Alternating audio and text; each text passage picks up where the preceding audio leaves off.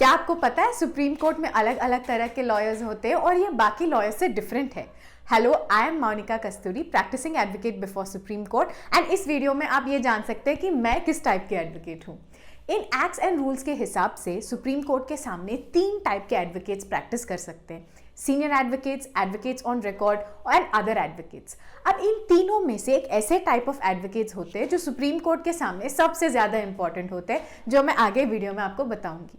सबसे पहले हम डिस्कस करते हैं सीनियर मोस्ट लॉयर्स, जो कि हैं सीनियर एडवोकेट्स। ये एज में बड़े हैं, एक्सपीरियंस में भी बड़े हैं, पर कोई एज लिमिट क्रॉस करने पर या नंबर ऑफ इयर्स के प्रैक्टिस के बाद ऑटोमेटिकली सीनियर एडवोकेट नहीं बन जाते। इनको खुद सुप्रीम कोर्ट के जजेस ही चूज करते हैं।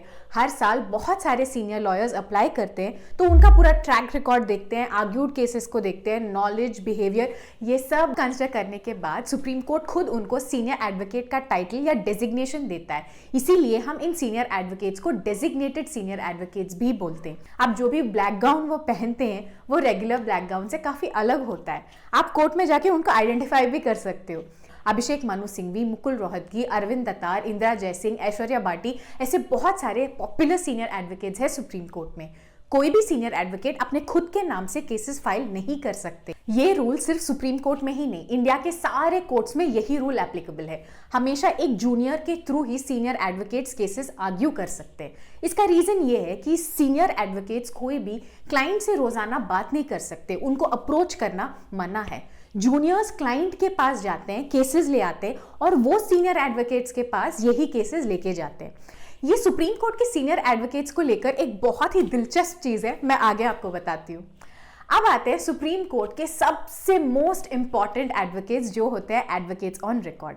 आप ऐसे समझ लो, एडवोकेट या ऑन रिकॉर्ड या एओआर के बिना आपका सुप्रीम कोर्ट में कोई काम नहीं चलेगा। आपको केस फाइल करना है, एओआर चाहिए, वकालतनामा फाइल करना है, एओआर चाहिए, एडजर्नमेंट फाइल करना है, तब भी एओआर चाहिए। आप सीनियर एडवोकेट हो तब भी सुप्रीम कोर्ट के सामने आपको एओआर ही चाहिए।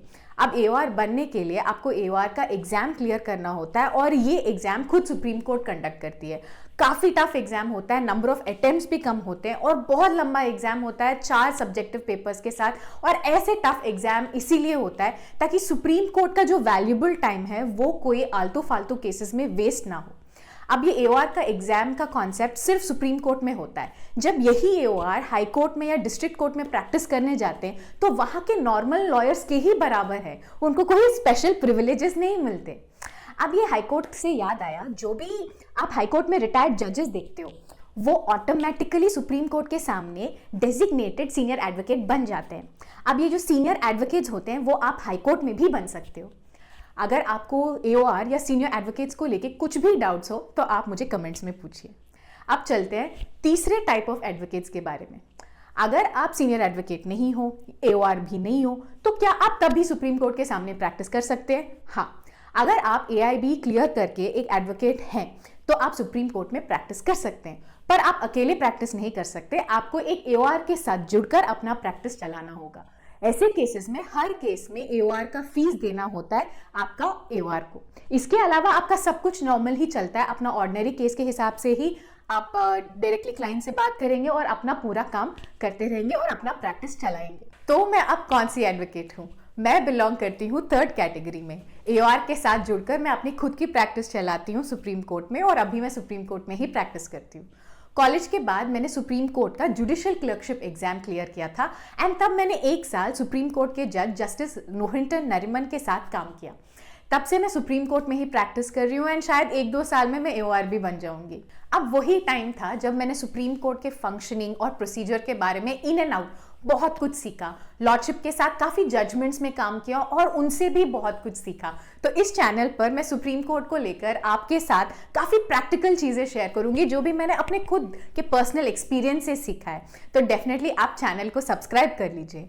अगर आपको ये वीडियो इन्फॉर्मेटिव लगा तो डेफिनेटली अपने दोस्तों के साथ जरूर शेयर करना। Thank you very much.